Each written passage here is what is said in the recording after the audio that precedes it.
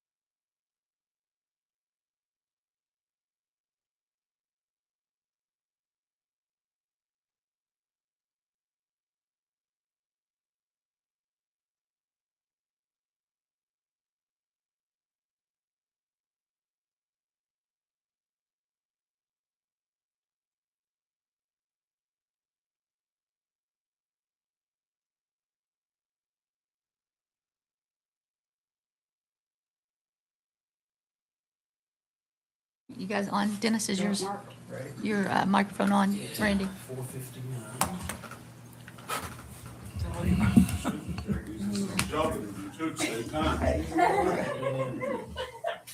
You had me at hello. I thought so. Good to see you. Yeah, he is.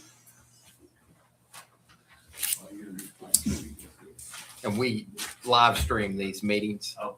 and record. Not that you would say anything, That was good coaching. but just to make sure. So everyone knows. 5 o'clock. All right. We'll go ahead and call our regular meeting of the Wayne County Board of Education to order. Give him his Miranda rights. 5 o'clock, and if you'll stand, we'll say the pledge. Be the honor this evening. Okay. I pledge allegiance to the flag of the United States of America and to the republic for which it stands, one nation, under God, indivisible, with liberty and justice for all. Let the record show that all board members are present in person this evening. And we will begin with, are we going to skip recognitions and Yes. move down to presentations first? We have guests with us this evening, Mr. Brad Smith and Kathy D'Antoni, to talk to us about empowerment schools. Okay. All yours. Well, I'm very excited to be here because of what's happening in our empowerment schools. We have 5 empowerment schools right now in Fayette County. And the top or the major one right now is leading the pack. Last year's test scores went up 10 to 15%. Their discipline referrals dropped 80%. Attendance went up just as much. So it's exciting, it's working. So I approached your superintendent and I said, we need to put one in Buffalo or one in Wayne. We came up with Buffalo, but the cool thing about it is we're anchoring it with Marshall. So by anchoring it with Marshall, we have research that we can do now.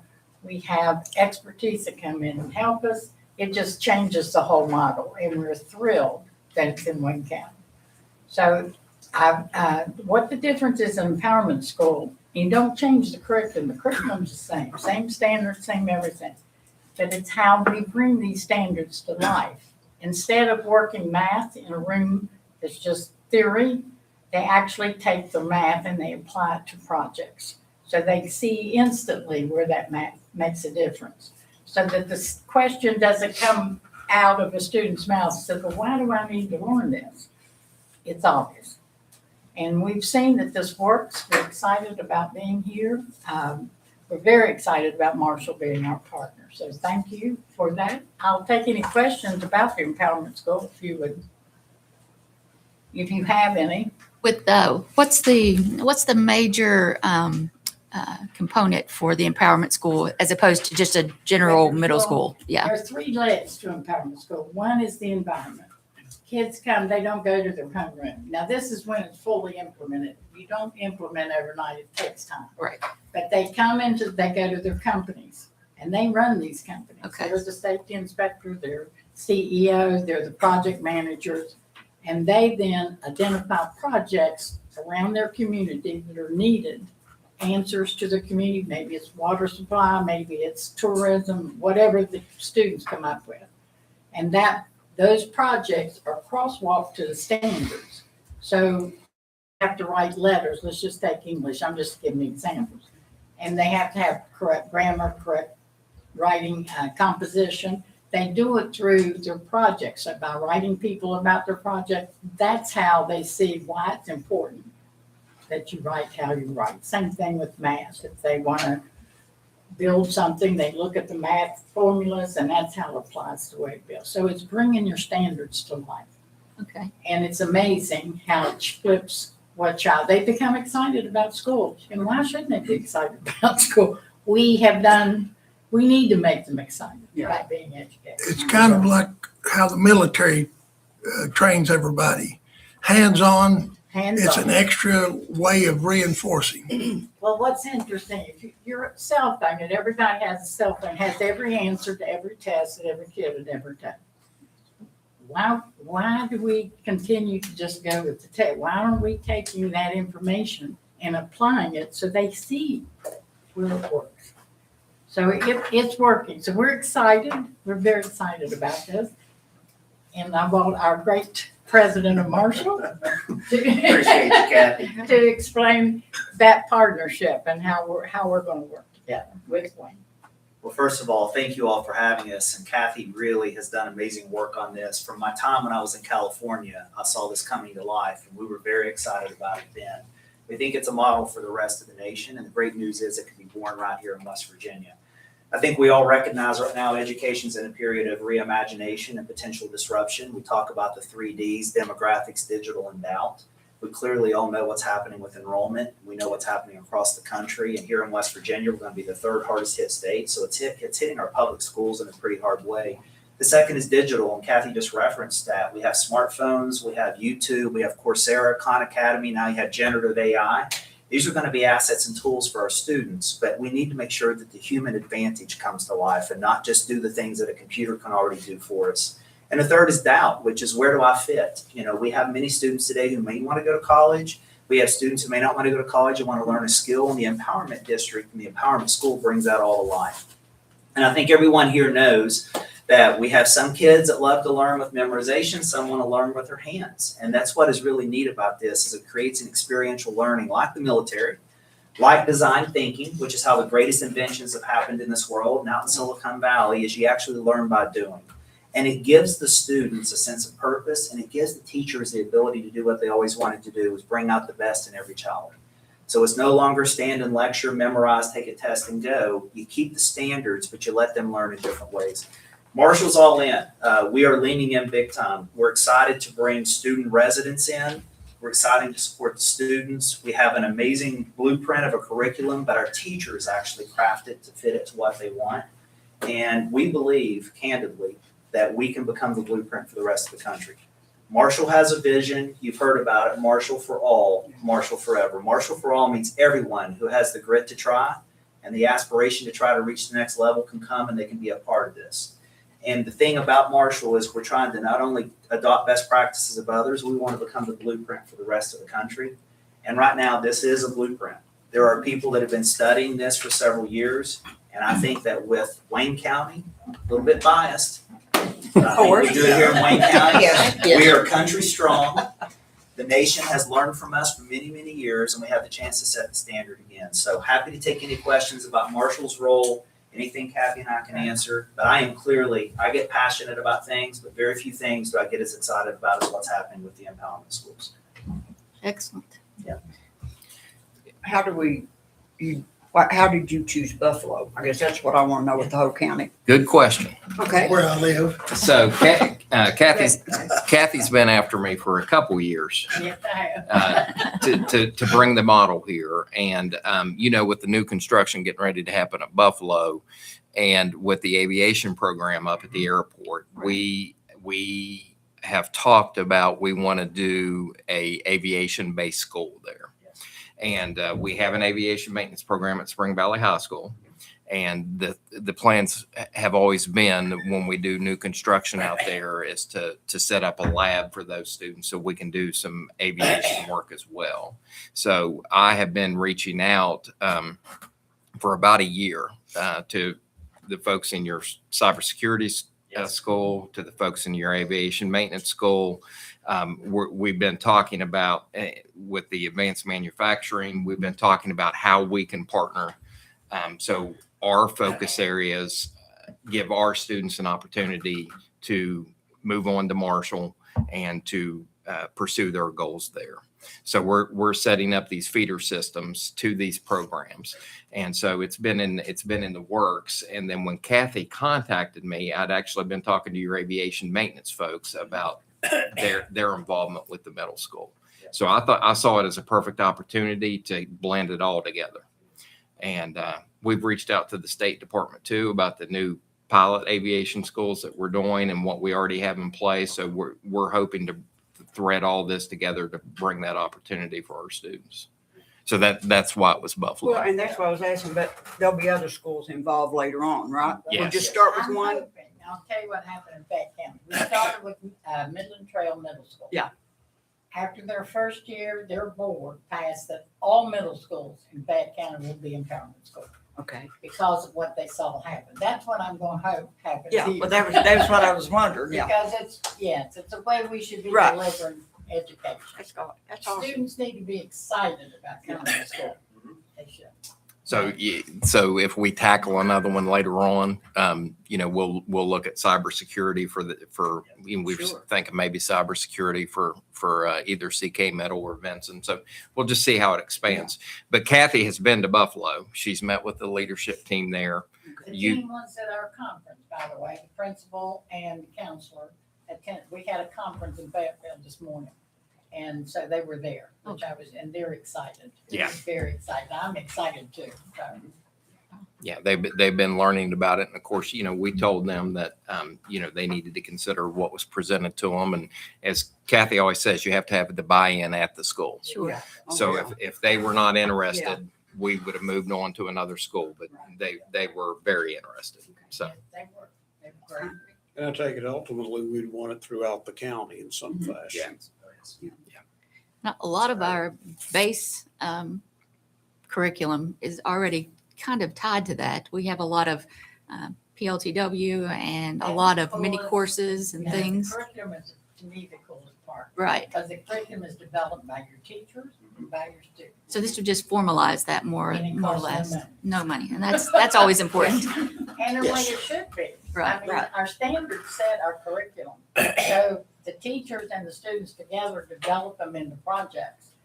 We don't need to be spending, now. Go ahead. It's okay, Kathy. It's good. That's why I travel with her. Yeah. Kathy, tell them about the support that you provide. Oh, well, we have people that come in to train them on how to do project-based learning, how to take your standards. We've got a team of 5 that come around, and now we've got a team at Marshall. So Wow. we're really going to be loaded on Buffalo. That's good. But we provide all the training. It does not cost Wayne County at all. That's great. So we do all of it. And we're building this now into Marshall's training for the next generation of educators. Wow. So now the teachers that'll be trained coming out of Marshall's College of Education and Professional Will Development already come know out that. prepared to say, here's how I actually can facilitate empowerment in all the schools that we end up in. Wow. So we're excited. That is exciting. We are. We are.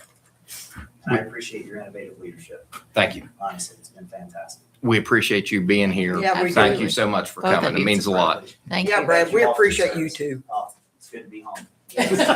All right, thank you. Thank you guys so much. Thank you. Yeah. Thank you all. Tell me about that job. No, stay tuned, present first. Before you say that. Dave Cottle. Mr. Cottle has another meeting across the street, so I promised him I would get him in second. I don't know if Mr. Alexander has had a little after-action report on my class at Spring Valley, so I'll just read it because I could go on forever. I'm pleased to convey to all concerned that the 25-26 fire safety program, Spring Valley CT, was a success. As of this date, 12 course completers are now West Virginia State Fire Commission certified at firefighter 1 and firefighter 2 level.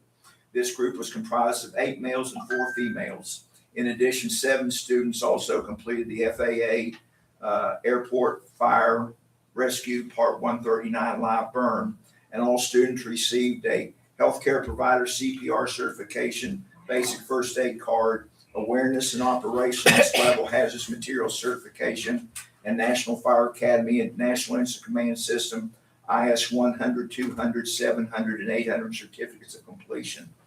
The students received classroom instruction and hands-on training in first aid, CPR, and all aspects of firefighting and rescue operations. The training also included 2 live burns, which students experienced actual fire conditions and that at times exceeded 1,000 degrees. Under the one-on-one direction of experienced firefighting instructors, the students learned fireground safety, hose and nozzle techniques, and how to use a thermal imaging camera to assist in fire suppression efforts. In addition, they received live auto rescue and extrication training. The FAA Part 139 live burn training conducted in conjunction with Tri-State Airport and West Virginia University Fire Service Extension was especially challenging. This intense training consisted of a large pit fire, an under-the-wing tire fire, and an interior aircraft fire. This training validated all the skills the students had practiced during the class, and the students were definitely up to the challenge. In fact, the WVU instructors took the students to the side and complimented on their hose handling technique, teamwork, and their ability to follow instructions. This was a very mentally and physically demanding class, and the students were up for every challenge. They learned about leadership, communications, problem solving, self-discipline, and teamwork. And they also gained the respect of the local firefighters who came and assisted with the class. And I'm extremely proud of this group, and I'm also proud of the fact that now 8 of these students are members of the local volunteer fire departments. Oh my gosh, that's And wonderful. hope that in the future that, this is going to be a long-term program, and I think it's going to be a successful thing for Wayne County. Okay, We had a great. group from Wayne and a group from Tulsa come down to the CTE to learn about the program. There was, I don't know, 13 or 14 from Wayne, and there was almost 30 from Tulsa. Oh my goodness, that's wonderful. And like I say, they were excited about the EMT program. Most of my students that were underclassmen, I think, have signed up for the EMT program. And I think this is something that's a benefit to the students. I think if you talk to any of them, they'll say that they would like to take the class again. And I think it's already benefiting the county as far as, getting some people on the volunteer fire departments. Yes. Do y'all have any questions or comments? I think that's great. I'm hoping that Mr. Totten gets to the live burn on the website. He's got everything up, seen some videos. It was truly impressive to see the kids work that pit fire, because they did a magnificent job on it. Really good. Yeah, I know when your group talked to us when we were out at Spring Valley, I'm just impressed with how, I know it's an engaging class, but I'm impressed with how they've stepped up to the Yeah. responsibility level that you're expecting of them. Right. And it's been a fantastic addition. So we appreciate everything. Yeah, that you're doing. they're my best advertisements when Right. when the Of kids from course. Tulsa and Wayne came. Sure. They had them, I got a forcible entry problem. We have wore that thing out, and they had the kids from Tulsa and Wayne doing the forcible entry. So if there's any break-ins out there, you'll know we're coming. I appreciate Hey, the support of the thank program, you. and hopefully we'll have another great year next year. Yes. Yeah, awesome. That's Thank you so awesome. much. Dave, I want to say, very I know, much. I know from experience, being an old firefighter, that when you get a compliment from the WVU fire service Yeah. trainers, that's a pretty big deal, because usually it's you're screwing this up or you're screwing that up. And they go, these guys go all over the country and do training. Wow. And to have them pull the group aside, that was a big thing. Sure. It was. That's great. So appreciate it. Thanks. Thank you. Thank you. Awesome. All right. We'll go with Rick. Rick, are you ready? I don't think I've ever raised it. I have a handout here for you all, but I want to tell you about a project that I'd like to get the board's approval to proceed with, and that is, use your big old pass these around. Thank you. Thank you. And that is a marquee down on Route 60. It's really the most visible spot in all of Cerritos Canova, and possibly in all of the school system. There is an old sign, if you'll look at the second page there, that's the old sign at CK High School where it identified the high school, and it stood there Right. since the closing of the school. Right. If you'll look at the third sheet, that's what I'm asking to get approval for the community to raise money for. I'm not asking the board contribution on this. We're going to do a fundraiser for this. But that would be a marquee that on the front page, excuse me, you can see some of the description of what it would do. It would not just have time and temperature, but it would announce all community events, all school events. And we could raise some money for the school by charging advertising for a prescribed form of business advertising. Right. Now, so far, Paul Billups, the mayor of Cerritos, has been helping me, and we've secured $10,000 in pledges so far. I would think this is going to potentially cost $70,000. It's unbelievable. We had one at our pharmacy that cost half that Yeah. 15 years Yeah, ago. right. But one of the things I want to ask you all to consider is, first of all, you have a bid process, and we'll be glad to do that. I've already contacted 3 suppliers. But I found out from Putnam County and from a church member, I can't remember which church in Sarita Canova, and they said, well, you gotta do one thing. You've got to make sure that it is a quality system, and the company that supplies this is going to be in business 10 years from now. Because this church bought a system, and then it failed. It was the cheapest, it failed, and then the business went out, and they completely had to start over again. So that's why in my search for a supplier for this, I would like, as the specs are written for the bids, for us to have some flexibility with guaranteeing that this is going to be something we can maintain. But one of the things, when the new bleachers and that project went in, and of course I always tell Todd the story about how when we built that memorial wall there, but we asked the school board or actually the employees, I told them, I said, we need two things for this football field. One is we need electricity over to where there's going to be a concession stand. We need water, and they need water at the 50-yard line. And your employees said, well, that's not in our work order, but some people helped me. We got a ditch witch. We went up there and we ran all that stuff over there, and they installed that. So the electrical connections are already there in that little concession stand. There's adequate amperage for that to be run down to that. And then one of the things that I'm going to seek is the CK Area Business Association and all the businesses to contribute, and even the churches, because they could make similar announcements.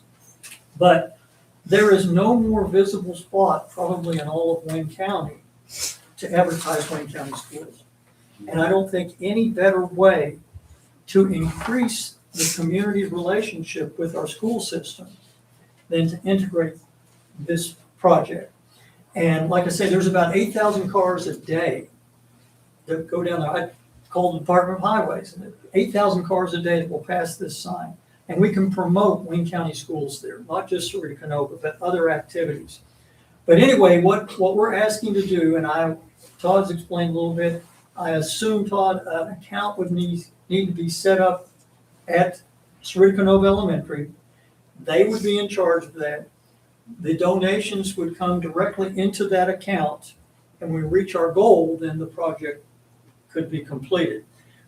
So we're going to be working on raising money for it, and we're going to be working to finalize it. One other thing we might add to it, because I love history so much, I'd like to possibly have at the bottom of the sign, just not a lit thing, but some history of the communities and the site as the site of a high school in Wayne County, and also the site of the athletic fields. But anyway, I'd like your consideration to allow us to proceed with this. And what we would need to do, if that's okay, we'll start the fundraising and find out from you what we need to do. So all the money will go directly to the school account. No one in the community will handle that. It will go that way. And I assume as such, it would be tax deductible for the donors. But like I said, we've already got assurances of $10,000, and that was just the first 3 phone calls. I don't know that we'll keep that rate up. It'd be That nice, would be pretty amazing. right? But anyway, we're going to work on that and try to get that to help both the school and the community. But I appreciate, I'll leave some others of these here if anybody would be interested. So if you have any questions, the only question I have is, I want to make sure we get the bid process right, but we assure ourselves that we've got a reputable firm that's going to be in business 10, 15 years from now to service this. And I thought the advertising that we could do, the school could create possibly an account for maintenance. If there is a problem, it'll have a 5-year, most of them have told me it'll be a 5-year guarantee. But after that, there will be service requirements, and maybe that account could be maintained to provide that so that they wouldn't have to come up with money all the All time. right. Another thing about that that's in here, I found out this will be a bright enough marquee to see in bright daylight, and it will be adjusted to nighttime thing to fit the Department of Highways requirements, that it not be a total distraction to people traveling through town. But I think it would be a good thing, and I hope you could consider that, and I'll be in touch as we continue with the process of trying to bring the money out. There you go. Any plans for the old sign? Any idea what you do Well, with the that? old sign will be taken down. Right, We can use the existing poles. okay. I've had two companies look at that, and they said, we can sand that off with our equipment and paint it, and I said, could you also jacket it with like PVC or something to protect the paint? And they said, we can do any of that, and no problem. So it'll be there, and like I say, from the concession stand, in that box in that system, the county set it up so that we have adequate power, because you have to have almost like 2 circuits for the sign itself, and then if we have that additional sign, there'll be another one there. But it'll work, and I hope we can get it done. Sounds great. If you have any questions, Any other just questions? let me know. Any questions, concerns? Do we need to make a motion to let them move forward to that with that? I'll make that motion. It's not technically It's on the agenda. on our agenda yet, but Yeah. Yeah, we're fine. I mean, if you're fine with it, Yeah. we We're can, fine with we it. can it'd be approve it. similar as to a- what we did with the lights at CK, right? Yeah. They just had- We'll bring it back at the next meeting for a fundraiser approval. Yeah.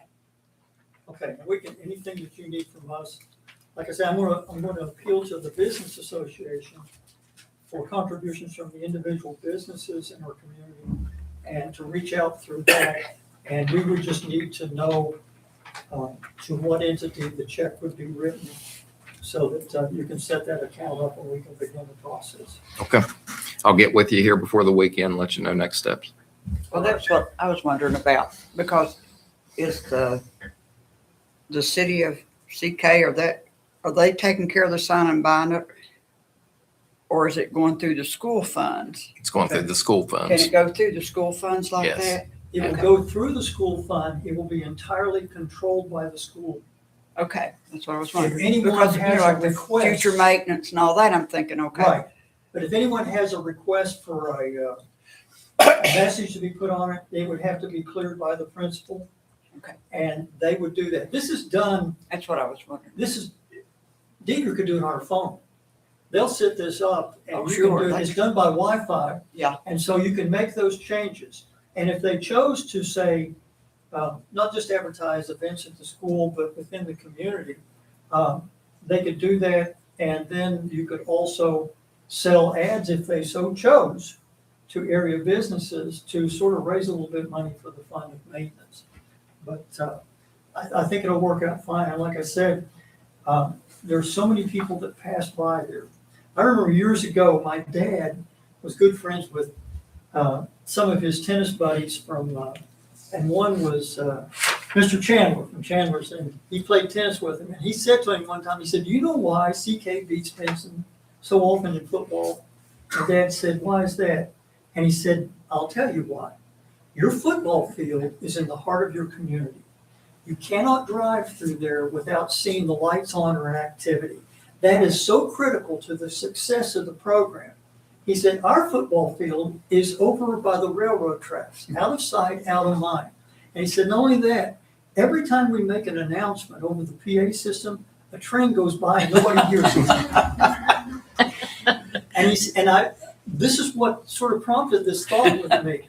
We've got that location in the heart of our community that we can advertise the school community activities Yeah. and bring That's people great. together in a way that we're missing now. And I think it'd be a great way to promote the school. The marquee that's out in front of the school basically reaches just the kids' parents in line. In the Right. loop. This will meet everybody, everyone in the tri-state Sure, will, anybody. over a period of time, pass through there and be able to see the activities that are going on in Wayne County Schools. Be great. But thank you very much. Okay, Just let me know. Okay, thanks, Rick. Thank you, Rick. Yeah. All right. Want to move ahead with our school spotlight? Yes. So as we looked at our school spotlight, we were just thinking of things that really keep kids engaged in school and help build relationships. And we know that when we think about academic performance, we often think about instructional strategies, curriculum, data, intervention. And we know that all of those elements are critical, but another often forgot critical piece is relationships. You have to build relationships with students. And one way to do that is by connecting through common interests. And so we invited Dr. Ross from Fort Gay Pre-K 8 to share the Journey jersey that they've been on this year. So, and how that's helped build relationships and ultimately impact attendance, academics, and behavior. Thank you, Ms. Bowen. Thank you all for inviting me. Before I get started, I do want to share a funny story. I'm wearing Marshall for our friends that just visit us from Marshall University. But I have to admit, it wasn't my first choice. I thought I'd be sweet and wear my son's baseball jersey. So I went to the closet earlier to check the fit, and I grabbed it off the hanger and put it on. As I was buttoning it up, I noticed some dirt smears. I noticed the smell permeating. And I turned, I was like, "Did you wash this?" He's like, "No, we just put it in my clothes." Oh, gosh. The season ended 2 weeks ago, man. That's great. Glad you wore that.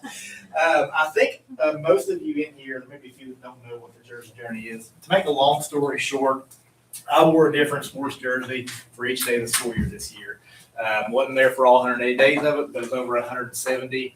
Which made me realize I spent way too much money on sports jerseys. But it was a lot of fun. Now, today what I'm going to do is I'm going to share some photos of, the kids that have answered questions. Can you turn that around more, Yes. please?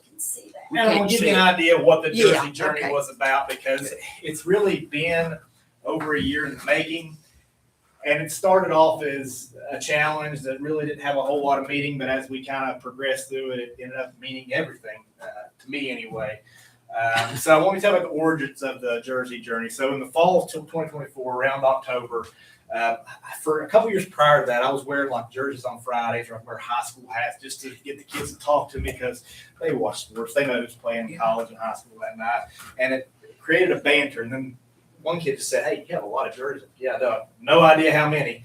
And several kids started picking up on that. Well, we had a snow day in January, just a few months later, and I decided I was going to go through my closet, clean it out, and count my jerseys.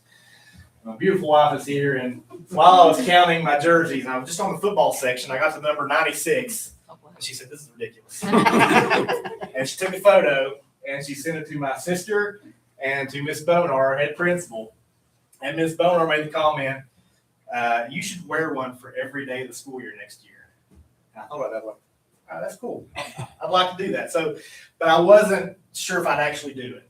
I wanted to attach meaning to it if we were going to do it. I didn't want to just do it for nothing. Right. So the whole span from January to August was, how can this be meaningful other than just me dressing up professionally for an entire calendar year? And we made it that way.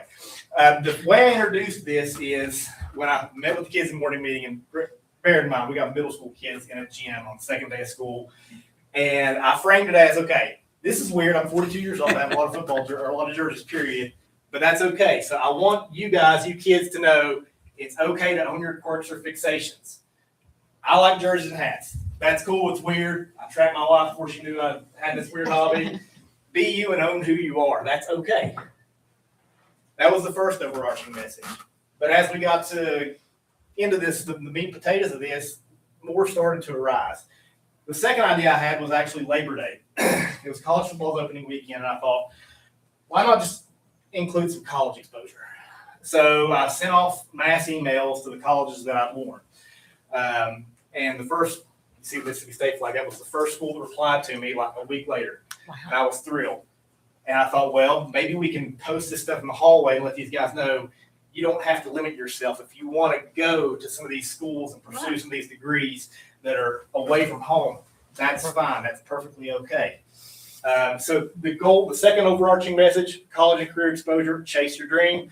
Along that same vein, we got into January, and I thought, man, it'd be cool if we could tie in some kids from Wayne County that do really cool things. And the first one was Kyle Powers, who we all know, from the Pittsburgh Steelers. So I contacted Kyle, had him send us a gift pack, which you can see the kids opening right there. And what was awesome about this, it was right before the Steelers playoff game. I didn't tell the kids anything about Kyle Powers until I reached out to him and the package was on its way. I said, "Oh, by the way, guys, Kyle sent you something that's coming today." So that was pretty cool. That's awesome. One of my favorites is one that not a whole lot of people know about, McLean Strickland. He's actually a Fort Gay Viking Tulsa Rebel. He works in between innings for entertainment for the Cincinnati Reds, and he is the party planner for the city of Cincinnati. So anytime there's a parade or anything, he does that. Not a lot of people know about him, but again, Wayne County kids doing great things. Yep. Doug Nestor, White Mullen, we all know them, their talents. John Atkins, a lot of kids hadn't heard of him and the things he's done in baseball as well. So it was really cool to see the kids be exposed to these Wayne Countyans who are doing great things that they may not know about. Right. Kind of just push them towards chasing their dream. So here's how it worked. So each day, a different jersey was worn. During our morning assembly, a question would be asked that tied to that jersey in some fashion. Question subjects range from geography, history, math, science. We did have some like current events and like some sports trivia in there because we had to, tie that in as well. But it had to be connected to the jersey. There had to be a connection to make it impactful. Students had the whole day to answer, and I encouraged cheating. Research was encouraged because some of the things they weren't going to know anyway. And funny thing about this one, Washington State. I asked them the question. I said, Washington State has two rivals, University of Washington and the University of Idaho. I said, what's the difference in travel from them to Seattle to Moscow, Idaho? And it was pretty cool. The kids actually had a different answer for me. I calculated it's like 274 miles. There was apparently an alternate route they found on Google Maps. So Of course. critical thinking skills right there. Anyway, they had the whole day to answer. Those who answered correctly took a photo of being in the jersey. We posted it on Facebook. We put it on our journey wall. To give you an idea how this made a teachable moment, we're going to take a quiz together. And feel free to just raise your hand and answer. I will say, I would have liked to have given you guys some college swag, like some pins and stuff I got. I had a prize box for the kids. However, I made the mistake of last Monday. I put them all in a box and I just put them out in front of my office and said free. And within a half an hour, they were all gone. So no prizes, but bragging rights on this. All right, so question one. This is social studies. In November, I featured the Arkansas Razorbacks. Here's the question. Following the Brown versus Board of Education ruling in 1954, what Arkansas city, where the Razorbacks once played home football games, became the focal point for desegregation in the United States? Anybody know? Little Rock. Little Rock. Good job, sir.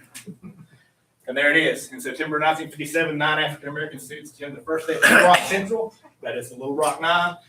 Cool thing about this, this actually changed our middle school social studies teacher's plans for the day.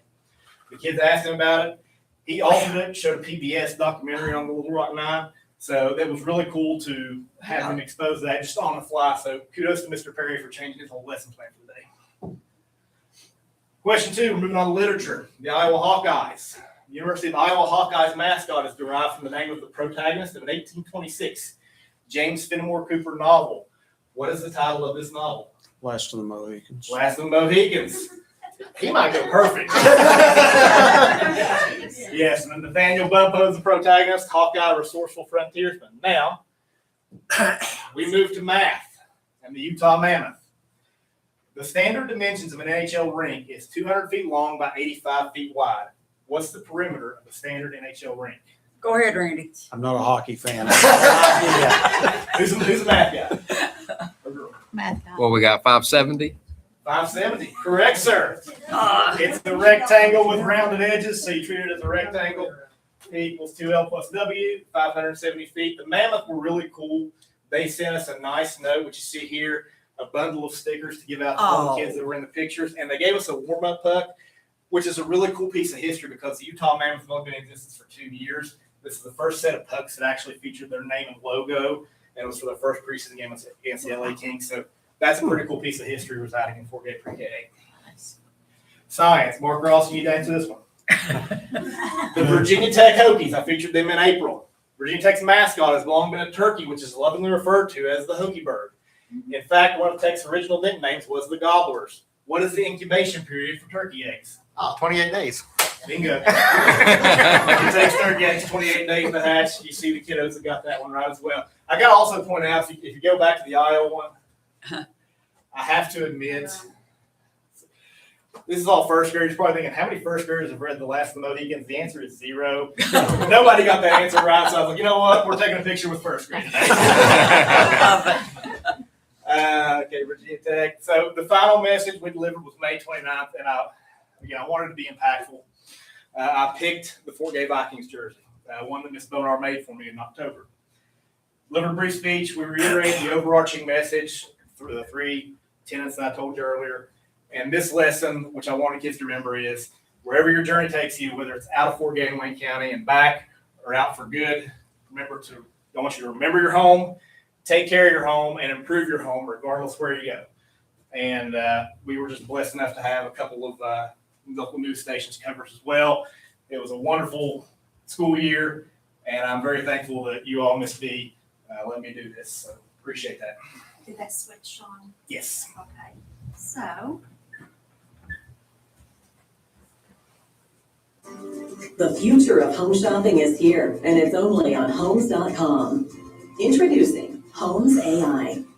Now, what's trending? An assistant principal wrapping up a year-long theme with the students at his school, school jerseys. You have Fort Gay pre-K through 8 assistant principal, Dr. Sean Ross, celebrating the end of the jersey journey. Dr. Ross wore a different school's jersey every day this school year. And he wore a mix of college, pro, even high school jerseys, and asked the students questions about them. Students that got questions right got a picture with the jersey posted to the school's social media page. Dr. Ross even reached out to several universities, with a lot of them sending back different merchandise to go along with the jersey. I think choosing every day to still find. Is that it or something? There's a link WWK. You can click it if you want to. Okay. Sure. Want to do. I thought that was the end of the video. Oh, yeah. Yes, okay, and then? Is it showing? Did it Yes. switch? Yes. Okay. Oh, yeah. All right, and you have. Let's see. What's his deal? What's his deal? He went to Metro and got the new Samsung A17 for free. That's right, for free. And safe with no activation fees. Only at Metro. All right, schools are wrapping up all across the region for summer. And Wayne County today, one school leader is wrapping up a unique challenge that kept the students invested all year round. Sean Ross is the assistant principal at Fort Gay pre-K through 8. He's worn a different sports jersey for school each day throughout the 25-26 school year. It started when students found out he had so many of them. As a part of the project, he provided a synopsis of the jersey he was wearing, and then he would ask a trivia question tied in some way to the jersey. Forget I wore a Kansas State jersey. I asked him the question. There was no reaction. And I was like, oh no, this is going to flop. But then as we had lunchtime, we had some kids answer the question, and every day it was like a rush to answer the question, because the reward was they get a picture posted on Facebook. We could take a picture with the jersey, and it kind of became a daily thing. Ross began contacting the universities and organizations of the jersey he was wearing, asking for any promotional materials or information that he could post for students. So the Pittsburgh Steelers, the New York Giants, and the Washington Capitals all responded. Hopefully you see how it started nothing, became everything, and I hope it impacted them as much as it impacted me. So thank you all so much. Thank Hey, you, Mark. Thank you. Or Sean, look here. Have a picture to show you. Oh yeah, the World Series. Yeah, that's he has 4 rings. I know, that's what I told them. 1 White Sox and 3 LA Dodgers. Yes. Yep. Well, he has the Red Sox too, right? Yeah, right. Yeah. Right. Hey, and how'd you get the Party Animals jersey? Oh, Band's website. Oh, funny story. Yeah, The okay. journey like never ends, because I got my mailbox. Hi, today. Shannon. I got a mail from Louisville, South Carolina, and I got an email this morning from Savannah. I gotta hear this, Jesse guys. Cole had forwarded to his right-hand woman, so they sent a nice little message to our kids too, so pretty cool. That's pretty Glad you awesome. brought that up. Picture of you Yes. right here for our. Jim, does he don't need to put that on his W-2 as gifts? And I will say this addiction to jerseys started at a very early age. Good. Yeah, a lot of your money was laying on that floor too. So that's awesome. I mean, the Wasn't excitement it? it brought to the school, I mean, seeing the pictures all the time, you know, it's something you don't expect. You know, first when you see you wearing them, you think, oh, what's he doing wearing a ball cap and the jersey? But then when you can tie that into the education, it just shows that there's many ways that we can bring academics to the children, and then to get your teachers to jump on board, and it makes learning fun. And that's a big part of it. So congratulations for that. Absolutely. Did very well. And good Fantastic. job there, Shannon, just keeping the jersey lined up all the time. He has a separate bank account for I, closet space. All right, we can move on to our measuring success. Is Nikki with us, or Tanya, are you doing that this evening? I'm going to do it Are a you little bit Okay, later. then. Okay, She was going to do it, but it's all part of the progress report that's a little bit later in the agenda, so I told her I'd take care of it. okay, great. All right, is that all of our presentations this evening? Yes. Okay, we can move on to our good news. Anyone? I know Spring Valley was playing this afternoon. Yeah, Spring Valley High School baseball team got to compete in the first ever state championship held at Marshall University. So it's good for the city of Huntington for that to be here, and good for Spring Valley to be so close. All right. And sounds like they put up a good game.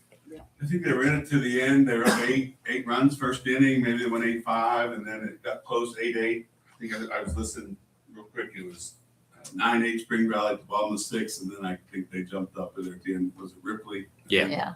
Wow. Mr. Alexander, which school? No. No. I went to Ravenswood. Ripley's Ravenswood. the rival. Anyways, Ravenswood won, I believe, 12-8. Okay. Well, it was a good trip. Yeah, First well, time ever, got to play so at Marshall, so Right. a lot of schools have. It'll be good. Good opportunity. Yeah. Good turnout. So many more people come. And we have another doctor among our staff members. I don't know if everyone's familiar with Greg Page from Spring Valley.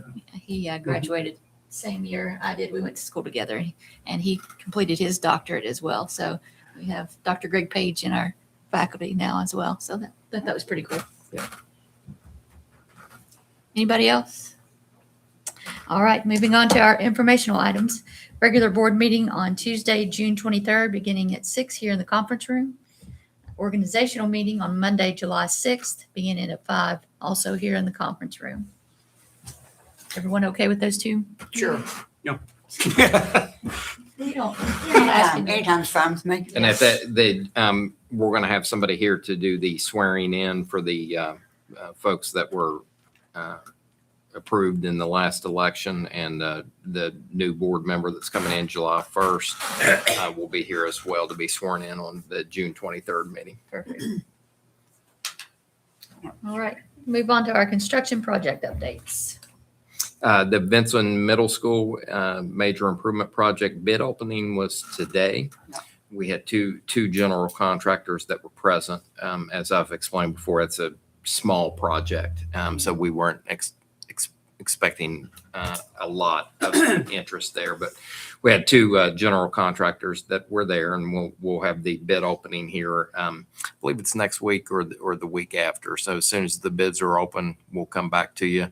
Again, that's a state funded project, and will be a small project, but will be important for Vincent Middle School. So we'll bring you the info on that as we move forward. The Buffalo project, we've signed off on the contracts. Of course, the board approved the contract price, and they've issued a notice to proceed, and we're supposed to have a pre-construction meeting here within the next week or so. So I'll keep you updated on both as they move forward. Okay.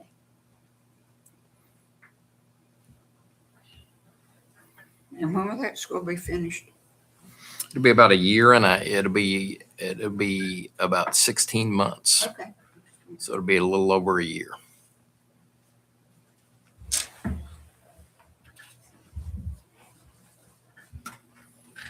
All right, nothing else? That's it. All right, moving on to our delegations this evening. I think we have Mr. Walgeman. Yes, we do. Signed up for You do. delegations. Briefly have your, Does he get a minute? I would ask that I get 2 slots. Can I sit for a moment, do you mind? No, you're fine. Okay. I just would ask to, and I don't have anything to present you, I could give you some of this afterwards. I kind of just put this together this afternoon. It's going to be a lot of, it's going to be a lot of maybe numbers and information too. But as everyone knows, I'm retiring June 30th. And as I retire, I know, and others retire, I know that we're talking about cutting positions, and we've cut positions, and we're restructuring. And on tonight's agenda, my position, as it is now, as a director of elementary and middle programs, is listed as a coordinator's position.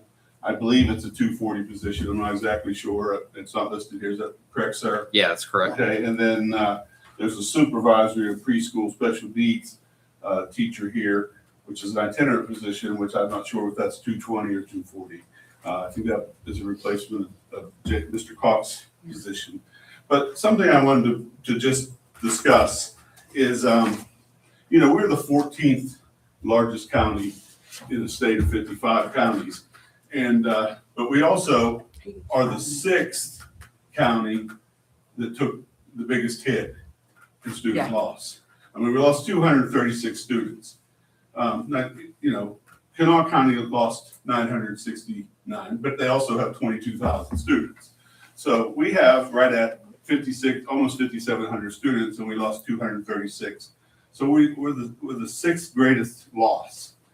But for as long as I can remember, and I can't put the exact date, but it was back during the bonds when we were going to do for CK Elementary School, which so that opened in 2017. We did away with assistant superintendents then. Through retirements and all, we did away with assistant superintendents. And this is my opinion and my statement here. I was here at that time. Our assistant superintendents retired. We'd already filled a bond. And to get a bond through, we didn't hire assistant superintendents. In the eyes of the public, that looked like, and it was a savings. It was about a $10,000, $12,000 savings. So we didn't promote 3 individuals that were here, that possibly 2 of them would have been. So that was the savings we did back then. So we have went without assistant superintendents through maybe 3, 4, 5 superintendents we've had here. Some short term, some long term, some a little too long term. And not at all, sir. You know that. And so as we move on, our enrollment keeps dropping, as we talked about. And we just went and closed 2 schools. At the time that we did that, I suggested that we list 2 other schools, which are low in enrollment. Pritchard and Vincent was my recommendation as an elementary director. But here we are, and we're now looking at changing directors to coordinators. And what I see there is to be the problem is where I'm getting to is we have principals, and I'm going to take the top 6, and I'm not going to name them, in our system right now. Those individuals make anywhere from $5,000 less than what a coordinator would make, and 3 of them make $4,000 to $5,000 more than a coordinator will make. So we're posting a position over schools, a coordinator over principals, and we're asking them to come to central office to be a coordinator, and they currently work a 218-day schedule or a 220-day, and we're asking them to come be over all the schools, whether elementary, middle, that's 15 schools I've supervised for the last 14 years, and take a pay cut. We're asking them to walk away from a school where they know everybody, the good, the bad, the evil, the ugly, and take on the responsibility of the entire county, all the principals and everything, and take a pay cut and work 20 more days. Part of being in the system and part of moving up through the system is the reward of more money, building your retirement, the 3 weeks vacation that came with it, three weeks paid vacation, the 261. So the current position that's bid as a coordinator at 240 days is not a low salary at any means, but it's an $82,215 salary. Again, now 3 of those people make less than that. I'm sorry, 2 of those people make less than that. 1 of them makes about equal, and the other 3 make more than that already. If that job was even bumped up to a 261 position, it at least would make $89,000, which would be a slight raise for all those individuals. Okay. I would ask you just to look at that, because you want your best and brightest to come out here, and those who have worked. My fear, that's the point, okay. My fear is you're not going to have your administrators bid to be your coordinator over your schools. You just use that title. and you're gonna end up with teachers with administration certificates bid on the position, directing principals, and have never run a school or understand the workings. So that's all I have. Thank you. Yes, I may provide you some other stuff in print. Thank you all, and thank you for your support for the years. All right. Back to our superintendent report. Okay, next up is progress report for district goals. And we're going to go to your, Packet. your separate packet, your manila folder.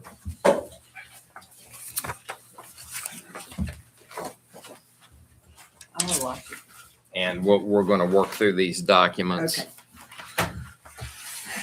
So we listed the board goals and the superintendent's goals on the agendas this year. So every meeting, we see these listed at the front of the agenda. There are 5 goals: academic achievement and growth, chronic absenteeism, special education, enrollment stabilization, and fiscal stewardship and operations. So I just wanted to provide you some data as we're moving into evaluation time. I wanted to provide you some data on these 5 goals. So first up was the assessment goal, or the academic goal, I should say. And we had set a goal of increasing mathematics and ELA proficiency by 3% for the year. So there's 2 documents you have. One of them I put outside of the folder because of the size of the document. Now, as you know, the assessment data is still embargoed by the state. So some of these numbers are subject to change as we move forward with accountability data. But what you have on the larger sheet is the high school data that reflects the PSAT, and it says 8, 9, but our 9th graders take that test.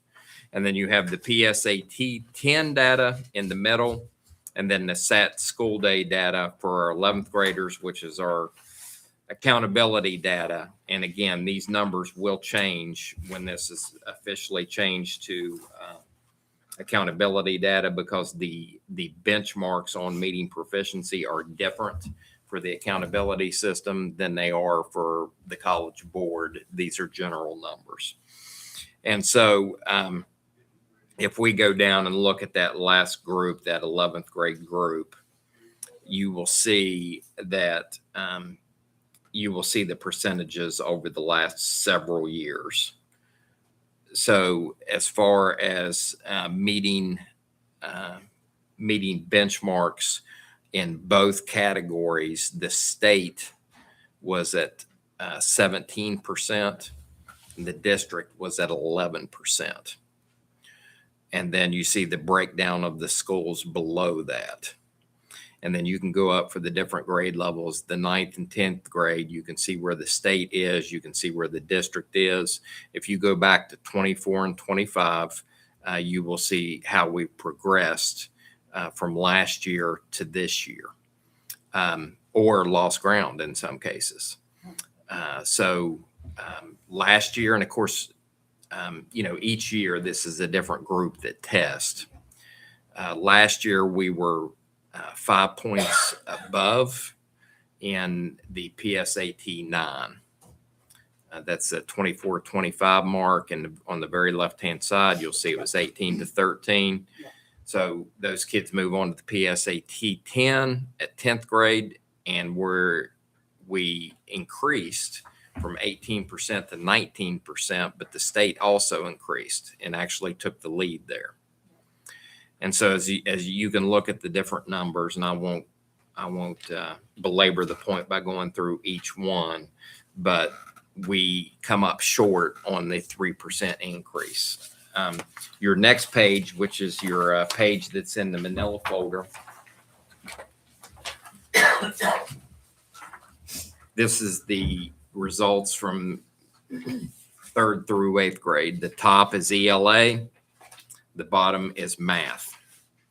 And in the column to the right, Ms. Steffi added a 24-25 assessment results column.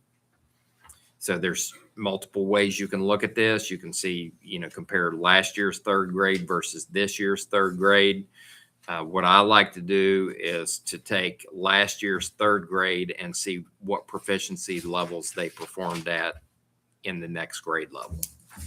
Now, from looking at trend data from the state over the years that those percentages have a tendency to drop, especially when you get out of elementary. So there's a mixed bag of results here. So last year, our third graders were 40% proficient. This year, as fourth graders, that number is going to be closer to 42. Our fifth graders were at 47% this year. As fourth graders, they were at 53%. That's more of what you typically see, and that's not what we want to see. Fifth grade to sixth grade was 49 to 48%. Same thing, sixth grade to seventh grade. Same thing, seventh grade to eighth grade. 45 to 44% there. So overall, for ELA proficiency for 3 through 8, 44% of students were proficient. Last year, we were at 46%.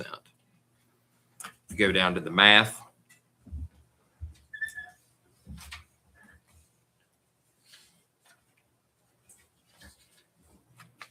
last year's third graders were at 47%. They maintained that in fourth grade with higher standards, so that's good. Fourth graders were at 55% last year. As fifth graders, they fell to 50%. In math, we always see a significant drop off from fifth grade to sixth grade. That's something that we're going to be focused on this year. You see that mark from 44% to 28%. The positives are the sixth grade to seventh grade. Usually you see those numbers go down as the students advance, again, because the standards get harder with each grade level. But you see the sixth graders were at 32%. The seventh graders are now at 33%. Our last year's seventh graders were at 30%, and as eighth graders, that same group of students is at 42%. So our proficiency went up 2 percentage points in math. Last year we were at 39. This year we're at 41. So there is positives there. What is also positive, if you look at those middle school grades, going back up to the English on top, the seventh grade group performed stronger this year by 3%. The eighth grade group performed stronger by 2%. Dropping down to the math, seventh grade group by 3%, eighth grade group by 2%. So that is a positive when you're looking at the data. But for the goal, the 3% increase in proficiency for the year, I would say that we come up short of meeting that goal, and that's going to need improvement as we move forward. Second goal is chronic absenteeism. And so that's the next page in your packet. And what we will look at is on the left-hand side, you have the chronic absence goals. Down under June 4th, you will see that the chronic absence rate for the year for the district was at 26.68%. That is 4.60% improvement from last year. Last year it was at 31.28. We dropped to 26.68. Our goal was a decrease of 5% for the year. We were right at that 5%. So there was a lot of hard work that went into that. I know, Dr. Ross, you can talk about the focus on chronic absenteeism. It was really a lot of effort put in by the schools this year, and we saw some significant gains in that area. And so we were pleased with the work that occurred there. Next up in your packet,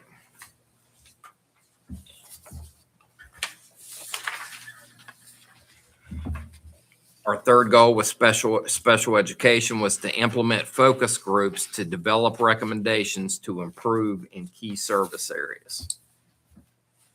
This is a summary. There were multiple focus group sessions that occurred throughout the course of the year. This is the summary of the topics that were covered in those meetings. And pretty much what we did was we created key topics such as preparing students for the GSA, maintaining high expectations and rigorous learning targets for the special needs population, PD needs, scheduling needs, impactful instructional strategies, proactive and responsive behavior strategies, transitions, and communication needs for nonverbal students. The middle two columns you see is the comments that were collected during those focus group sections. And on the right, you have the actions that were being recommended for those particular areas. So you're going to see a lot of training recommendations, a lot of PD recommendations throughout the document. So we did follow through and did hold those focus groups. And then these action steps that you find on this paper are being turned into a action plan for next year to try to improve special education and services. Next up, goal number 4, enrollment stabilization. Stabilize enrollment and achieve a 1 to 2% recapture rate. So we have a 2-page report in your packet. I'll just walk through that with you.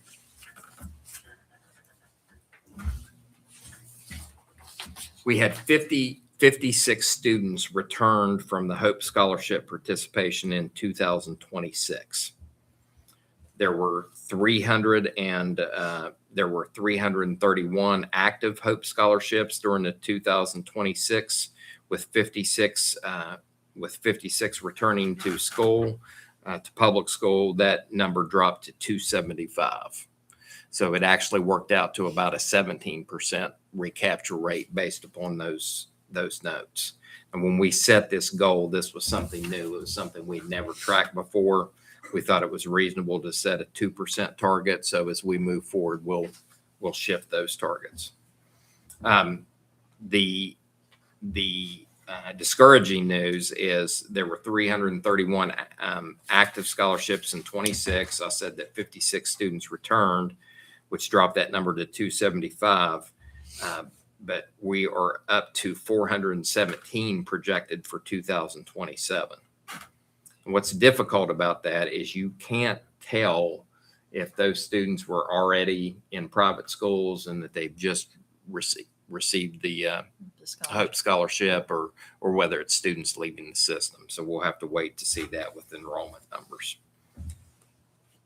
So that's 142 new enrollments for 2027. And of course, it's just opened up for everybody, regardless of, before you had to have been in public school at some point and withdrawn to be eligible. Now it's just wide open. So it's those numbers have ticked up.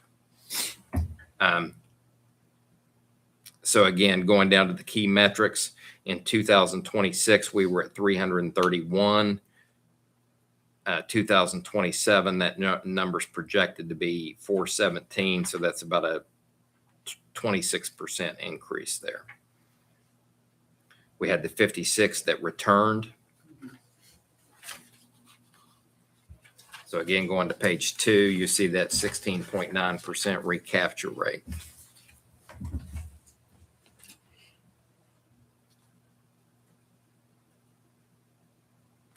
New exits are outpacing returns.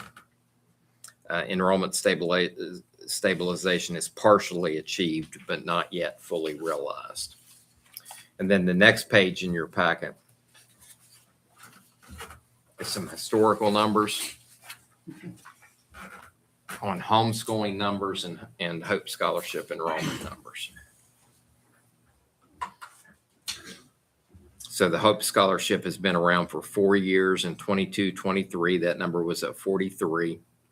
23-24, it was at 114. 24-25, 233.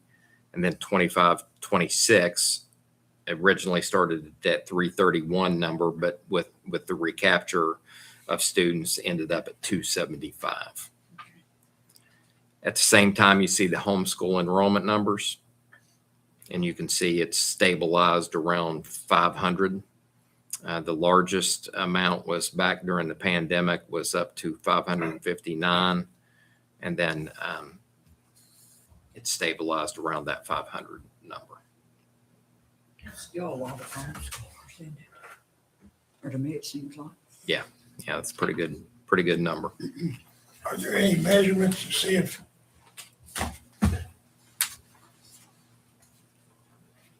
they're doing any better or as well as we are in public schools? No, There's no way, it's just out there, right? there's no They gave them the money and they can do what they want and no measurements. there's no reporting requirements yet.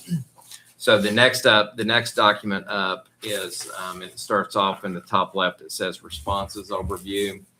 So we had sent out a letter to families that had enrolled in the Hope Scholarship and invited them to take a survey.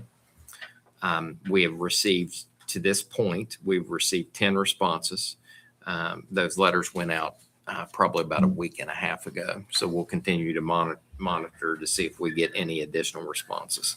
But I certainly appreciate these folks responding. And you'll see the questions that we ask. Those included, schools last attended, and you'll see that, students are coming from different places from around the district.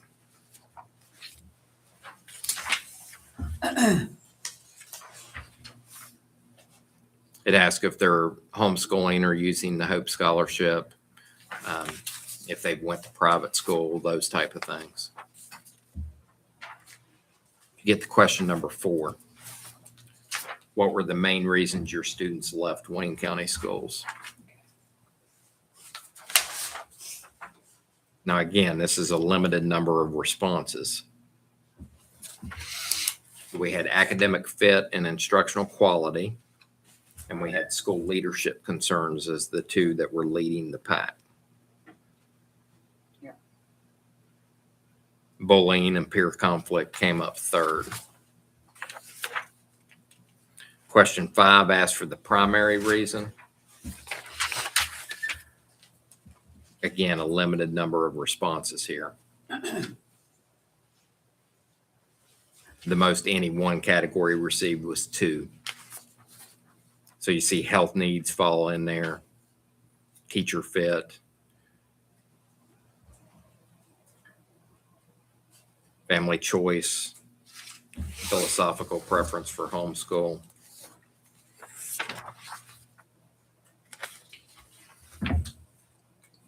Question 6, how long had you been considering withdrawing before you made the decision?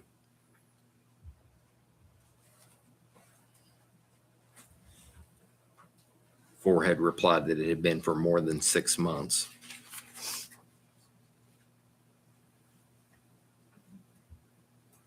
What was interesting was 7.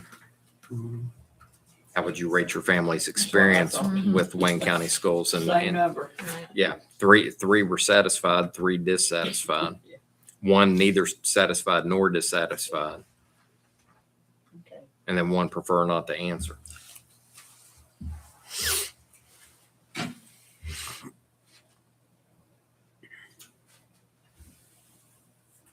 Communication and responsiveness. You see that equal between satisfied and dissatisfied or not applicable. School climate, student sense of belonging. That was an issue. There were 3 that were dissatisfied there, but 2 were satisfied.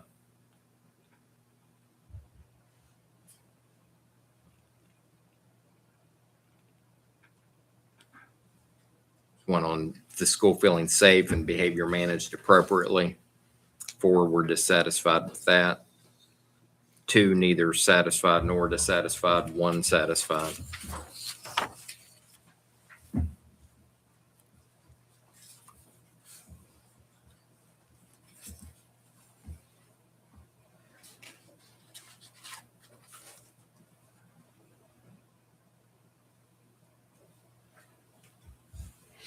You see a variety of answers for 11. What could the school district have done differently?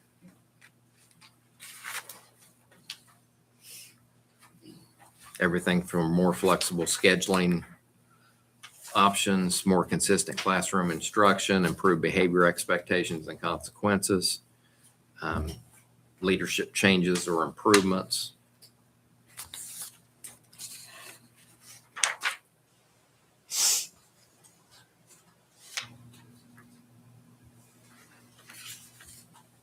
And then down on number 13, how likely are you to consider returning to Wayne County schools in the future? You got an equal bag there. As equal as you can get. Yeah.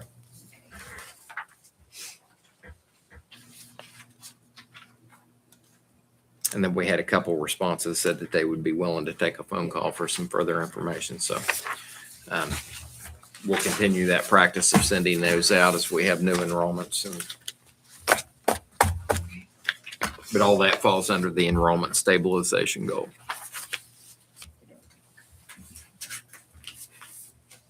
Then the final goal is goal 5, fiscal stewardship and operations. End of year general fund balance increases versus prior fiscal year. So the last thing in your packet is a comparison, and I'm jumping ahead a little bit here. Later on, you've got the treasurer's report for approval. And so we'll talk a little bit about that here as we move forward and kind of cover that ahead. So this compares the May 2025 treasurer's report to the May 2026 treasurer's report. We did this last month as well. So what you're going to see is that our revenue going down to number 1 for all funds. That includes everything: capital projects, permanent improvement, special programs, general fund, all in. The total revenue has dropped from 91.1 million to 86.0. So we are down in revenue approximately $5.1 million as of the end of May. Total expenditures have also dropped from 87.4 to 82.9. So total expenditures have dropped 4.5 million. Surplus revenues over expenditures last year at the end of May was at 3.6 million. And then this year is at 3 million, 3.0 million. So it's 559,000 less than it was last year at this time. Your key takeaways are overall position is slightly lower than last year. Both revenue expenditures are down compared to last year. Now, if you go down and now instead of looking at all funds, we're going to look at the general fund, Fund 11, the one that we focus on the most. It's the one we have the most control over. If you look at the revenue there, the revenue in the general fund is actually up just short of $1 million, $976,000. At the same time, expenditures are down $737,000. So in May 2025, the surplus stood at 1.7 million. This year it stands at 3.4 million. So we pretty much doubled the surplus in the general fund. So that's a positive.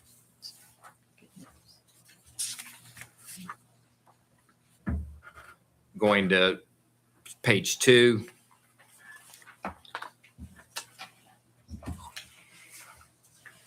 We received significantly less revenue in May than we did at this time last year. And that's because of that check that we're waiting on that got held up through error at the state. So again, we're anticipating that we're going to have another revenue boost here in June. That was part of last year's report. That is not part of this year's report because it hasn't came in yet. And so conservative estimates, it gives you 2 scenarios there. So if it's $3 million in revenue, our adjusted surplus would actually put us at 6 million in surplus right now. If it's 3.5 million in revenue that comes in, it would raise it to 6.5. Now, again, these are all projected. We don't know until we actually get the check. So if you look at where we were at the end of May last year to where we finished off the end of the year, there's several significant things that happen. So we have the payroll that goes out on the 15th and 30th, and that payroll is approximately $1.5 million for the entire district. In addition, the money has to be set aside out of the money has to be set aside for the 12-month, the people that are getting 12-month checks. They get their checks spread out. So Jeb, remind me, do you remember how much that added to the till? Was it? We estimated in total for June and the extended pay, the extended summer pay to be about 7 million. Yeah. So I think it added about 4 million. So last year, our surplus in May, we saw a year-end shift of approximately 4.5 million. Okay. Which left us in a deficit last year. We were down, I think when they did the numbers, did it come out to like 780,000? It was between 780,000 and 900,000 we were down for the year. So we were sitting in May with a surplus, but once those payments went out, we ended up with a deficit. We'll just call it 900,000. And so without receiving that check that we're expecting, we're projected to have the same type of loss this year. 900 to 1.3 would be the projected loss for this year without receiving that check. But with receiving that check, it turns the scenario around significantly.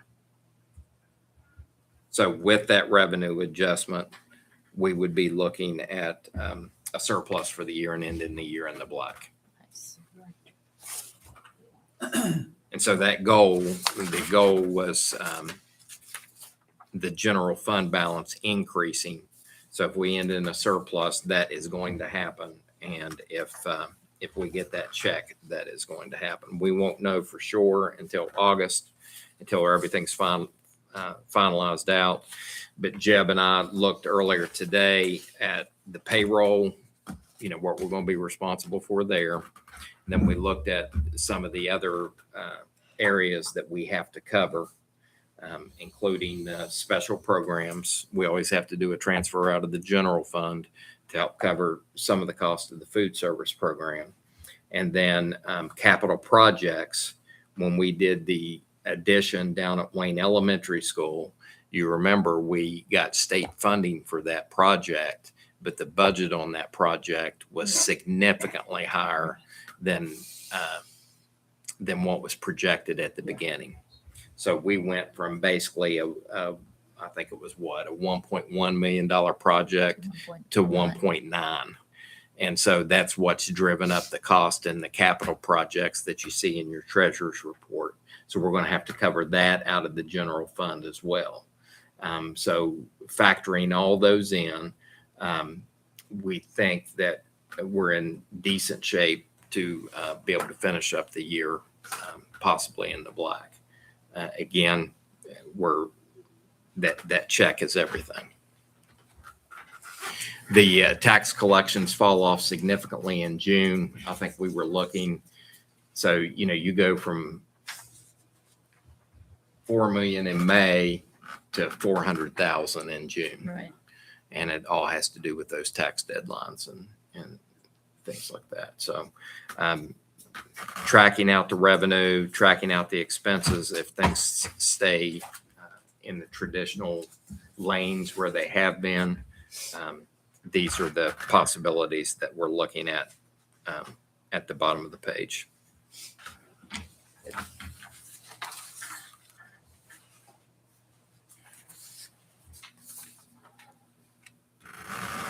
So again, going to the last page, the financial position summary, the general fund is significantly improved. We are up 1.7 million there right now. And that's, Without, yeah, that's positive. Expenditures are down. The operational spending is better controlled. So right now we're at the mercy of those, the timing on those payments. Okay, any questions on any of those items? better news. Yeah.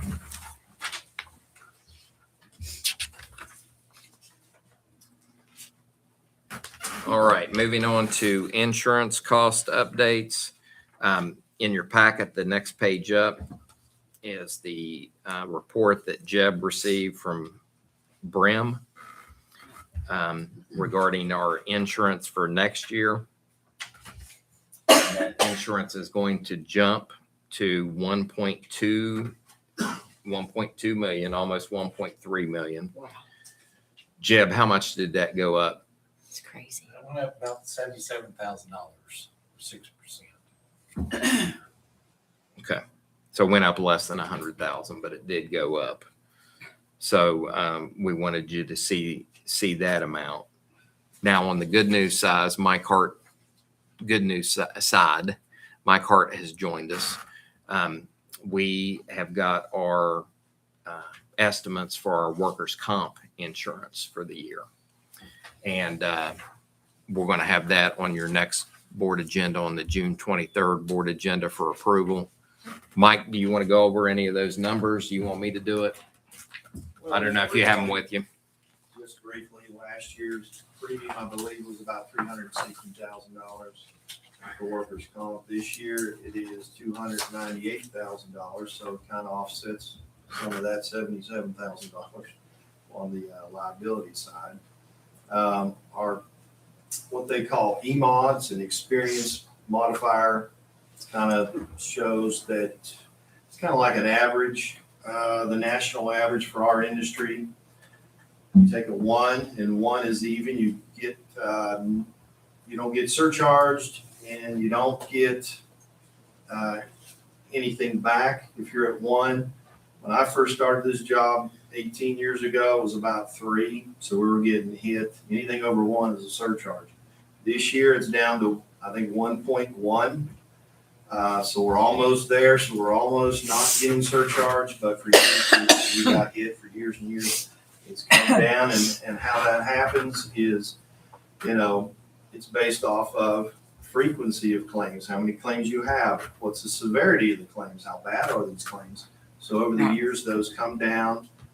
It takes going out in the school system and looking for hazards, investigating accidents, preventing, being proactive out there, trying to get people to understand, let's not file a claim every little thing we have. It's all the small things like some water on the floor. You wouldn't think that'd be a big deal. That ends up being a colossal claim and devastating to somebody's life. I mean, you may be injured for life and have, a disability. So, and it's a huge cost to the district. So those little things add up. And over the years, being present and being out in the schools and, trying to work the claims and bringing people back to work, return to work program. That's why we started the light duty program, to bring people back. You gotta have insurance, but you don't want to use it. It's like at your home, you don't want to use it. So it's all those things, a culmination of years of trying to get that mindset into people. Let's save this money because it's just wasted money. We can use it in other places. So, from over $1 million, I think I sent you guys information on that a while back. Over $1 million when I started, down to $298,000. That's the best we've ever had in the history of Wayne County. So, and hopefully, with those numbers, we keep going and we understand the importance of being proactive and safe. That EMOD is based upon, is it 3 years worth of claims? It's 3 years. It's your past 3 years, but not including this year. So as each year goes, they recalculate that EMOD, and then, it can get better, it can get worse. Yes. So last year we were at 1.65, and the surcharge for our insurance was basically $134,000 was the Extra. surcharge. Yeah. This year, as Mike said, the EMOD has dropped to 1.15 and the surcharge has dropped to $37,000. That's nice. That's great. So yeah, we're making some significant progress there. So that's good news, and we will have the premium on your next agenda. It's $298,828 with Encova. We're going to stick with Encova because they're doing a good job. Bray And Oakley. and Oakley, Jeb, we've seen them quite a bit, haven't we? Seen it more than anybody. Yeah. Than any of the old agent of record here. Right. Yeah. So they're Proactive. they're very proactive. They're doing a good job and they're driving those costs down. So So do they actually follow the claims for us, or They is, do some, yes, they do some behind the scenes work with the claims. so that's good. And we're still using the pre-employment physicals as well. yes. Correct. And does that help with the EMOD, the pre-employment and the return to work programs that we have? Or It do all we- ties together. Do we get that It's not- credited? I mean, is that part of the credit? specific to the- Yeah, it is a credit, it's not described like that, but it is calculated in there. The pre-employment screenings. yes. Is there anything else that they've suggested that we could do to help bring that EMOD down, or is that just being aggressive with the, It's Follow aggressive the for claims. And getting people back to work, and spotting hazards and reducing the amount of claims we have. right? Yeah. They feel like everything's going really well and they just want us to keep at it. Very good. We'll take any savings we can get. Yeah, I think it's excellent news. The board self-appraisal was on here, so it's that time of year again. So we'll, here sometime in the next few days, I'll prepare the link for you, send it to your email accounts. I'll send you a text message, let you know it's there. We're in no major hurry. It has to be done by August. I thought it would be good with John Eda still on the board to go ahead and get that self-appraisal done here during the month of June. That'd be great. So we'll send that link out. Transportation schedules for 2026, 2027. So I've had some discussions and I sent out a survey to the administrators. We have the potential to be able to like set the schools all at a specific starting time. That's a little bit later. That would require the kids not getting picked up as early in the day as they currently do. That time would be like 8 a.m. So we would have a large majority of the schools starting at 8 a.m. And then the majority of the schools start now between 7:30 and 8 o'clock. So any adjustments to the front of the day would result in adjustments to the end of the day. To make sure that we keep that bank time in the instructional schedule. The responses from the administrators were, it was over 50% positive that they thought it was something that we should look at. The only school that would be slightly different is Spring Valley High School. They would be starting at 8:15, just because of the transportation needs there and the needs for those drivers to complete 2 runs to 2 different locations.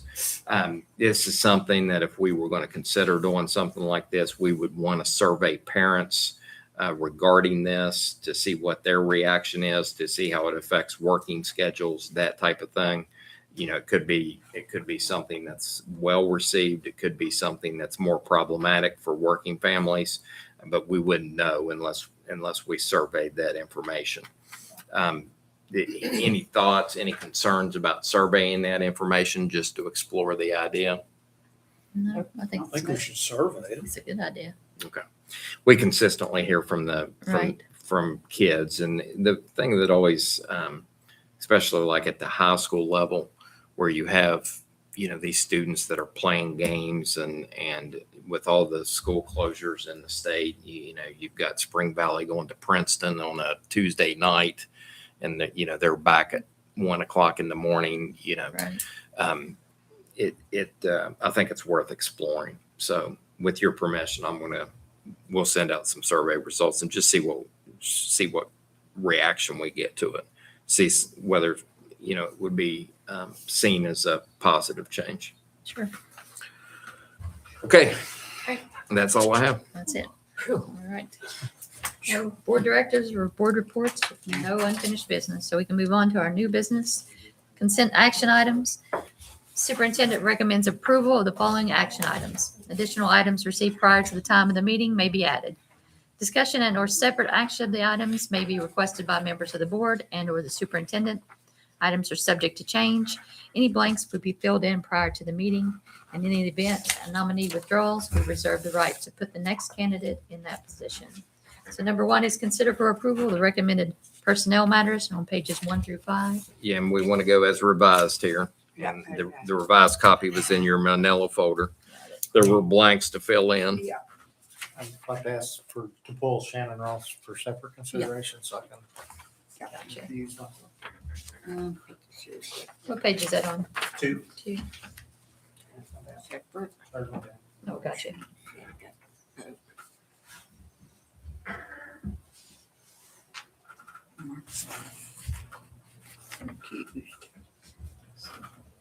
Pull that for separate. Okay. Okay, here we go. Is that the only one we need I think so. for separate consideration? That thing on 10. So None of them attend to me either, so. Make a motion to approve as revised. You go read them. as revised with As revised, I the second. exception of Shannon Ross. Shannon Ross to be separate. So that's a motion by Randy, second by Johnita. Mhm. Any other questions or concerns on the majority of personnel matters?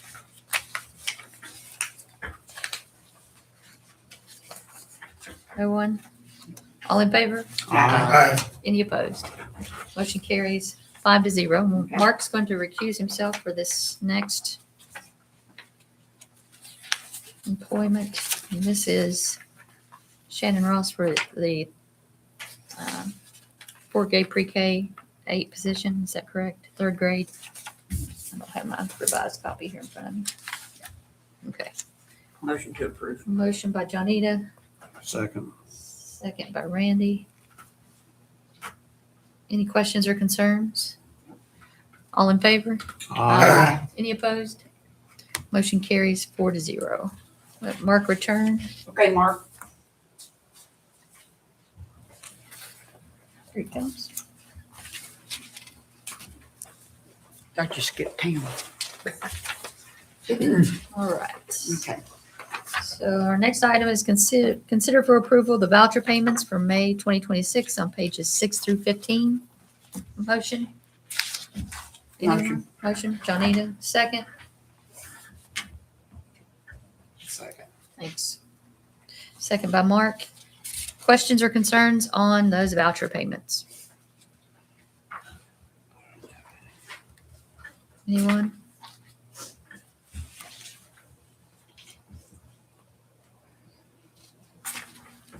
All right. None heard? All in favor then? Aye. Any opposed? Motion carries 5-0. Number 3, consider for approval the minutes of the Wayne County Board of Education, number 38 on May 5th, pages 16 and 17. Motion, Motion. Randy. Second, please. Second. By Johnita. I just have on page 16.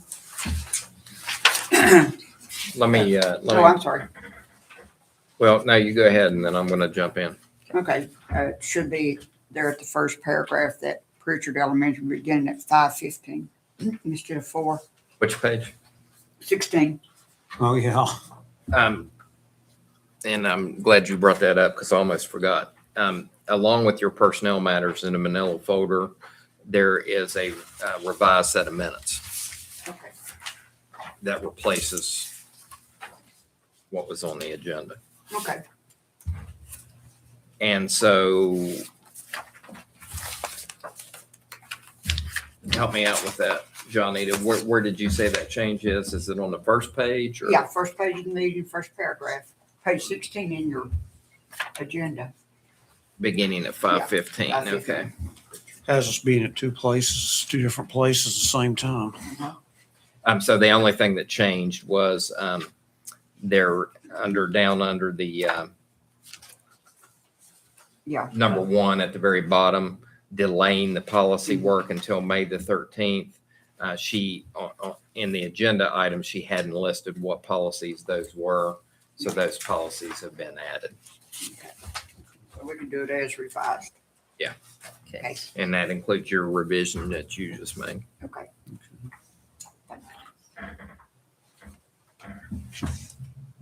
Those are the meeting minutes as revised, correct? Yes. Correct. As revised.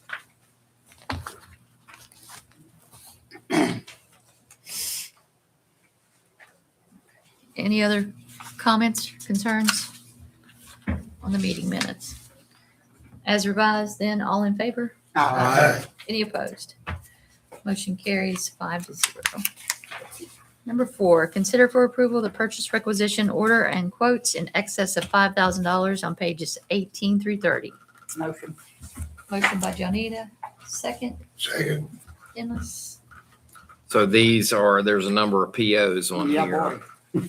Um, So page 18, this is federal monies for Crumb's Title I status. It's used for technology. And then we have a number of CTE program accounts that are being used to provide for the therapeutic services classes. Melanie, May. Yeah.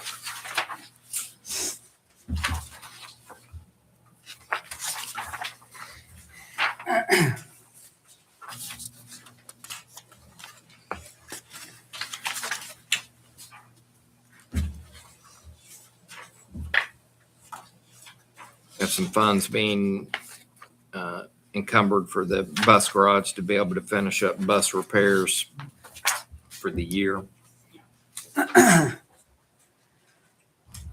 What's the We date had- on circuit condensers? Those are HVAC units at Wayne High School that had to have some condenser coils replaced. Is that those new units that we just put in? No, these are rooftop units. These are Daikin's, so. There's the SBA, the School Board Association membership subscription fees.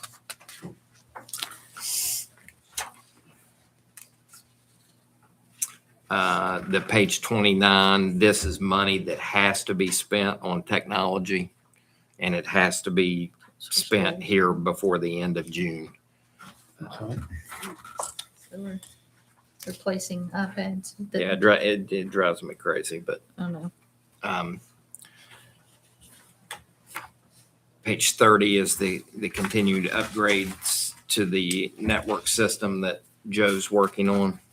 So all those funds are either federal funds or designated for those specific activities. Okay, so the motion by Johnita, second by Dennis. Any other questions or concerns on those requisitions? No one? All in favor? Aye. Any opposed? Motion carries 5-0. New business, separate action items. Number 1, consider for approval the annual assessment and evaluation of the superintendent's performance for the 25-26 school year.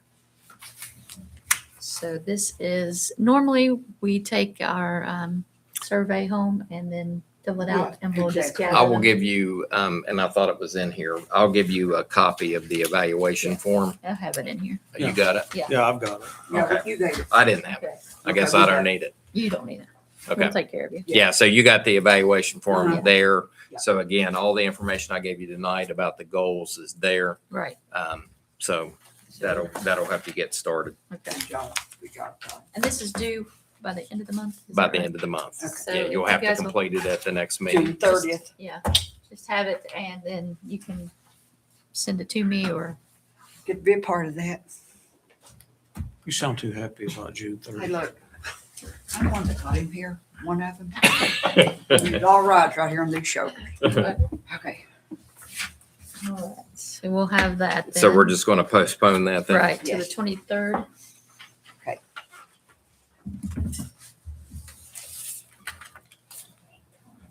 June 23rd.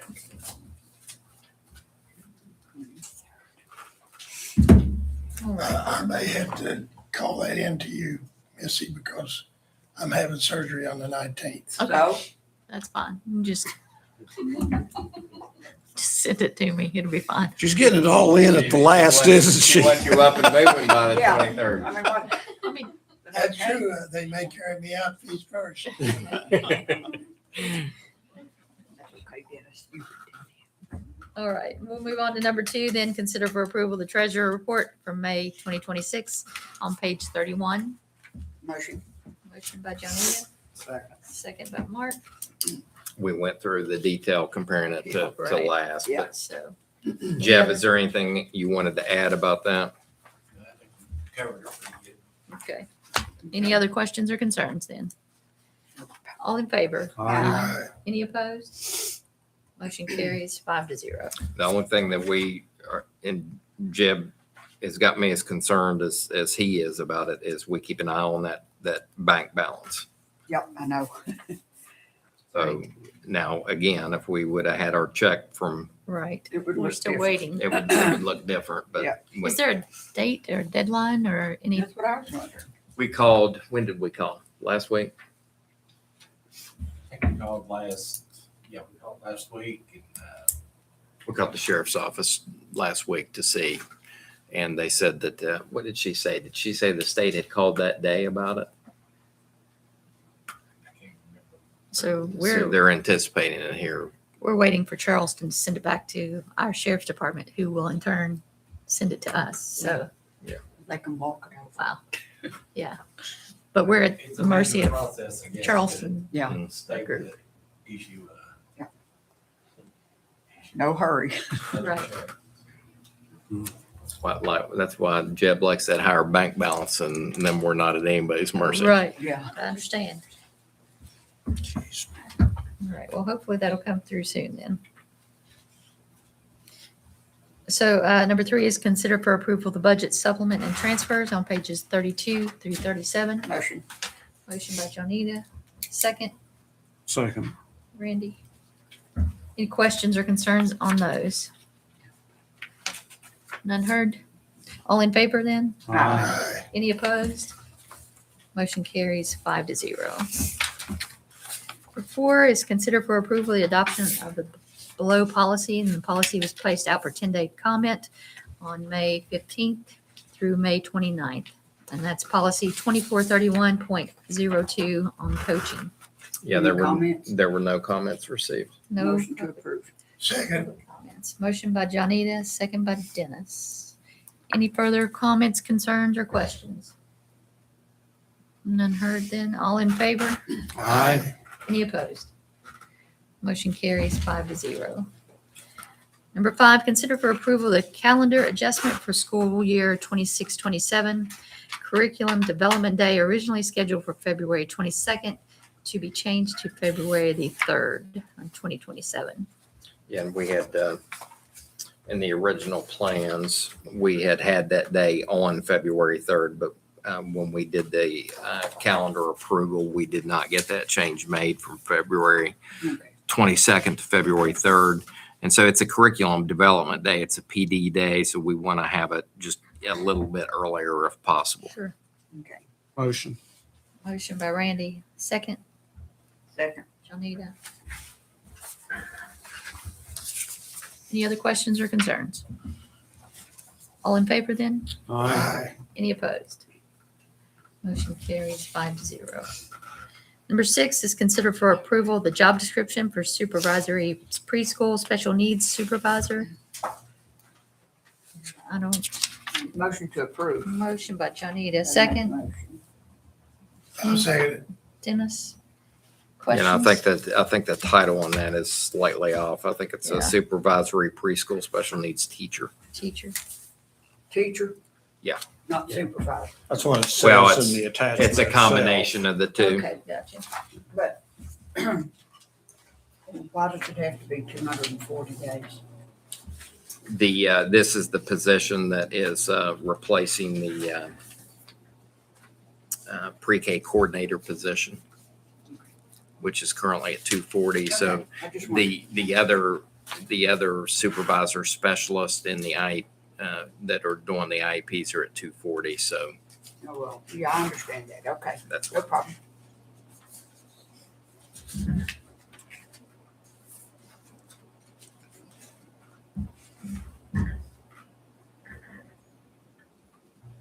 Teacher.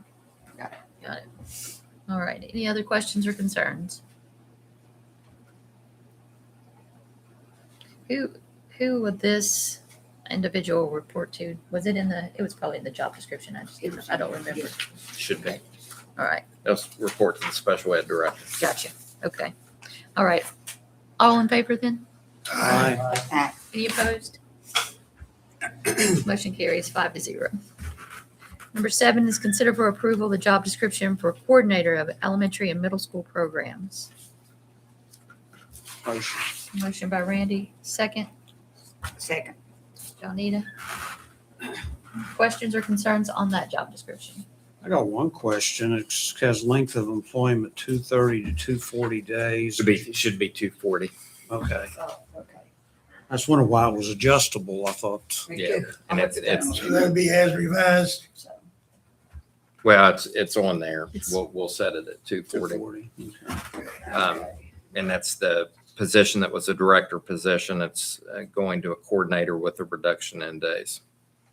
Okay, and so that has nothing to do with the, is that like another, or is that, would that person be over like the curriculum coordinator? Or will we still need a coordinator? This person will be over the elementary and middle school programs. They're also picking up the pre-K. Okay. So I we just had wondered. we had the pre-K coordinator and we had the elementary and middle school director. So it's going to be an elementary and middle school coordinator who also does the pre-K. Okay. And then the pre-K coordinator is now a pre-K supervisor / teacher. Okay. Okay. Gotcha. Thank you.